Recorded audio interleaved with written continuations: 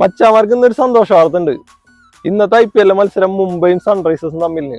ഇന്ന് IPL സൺറൈസേഴ്സും മുംബൈയും തമ്മിലുള്ള മത്സരത്തിന്റെ പ്രഡിക്ഷനിൽ തെരഞ്ഞെടുക്കപ്പെടുന്ന വിജയനെ കാത്തിരിക്കുന്നത് 500 രൂപ അല്ലട്ടാ, 1000 രൂപയാണ്. കൂട്ടുകാർക്ക് ഈ പ്രൈസ് മണി തരുന്നത് തൃപ്രയാറിന്റെ സ്വന്തം ഫുഡ് ഡെലിവറി ആപ്പായ ബൈറ്റ്സ് ആണ് കേട്ടാ.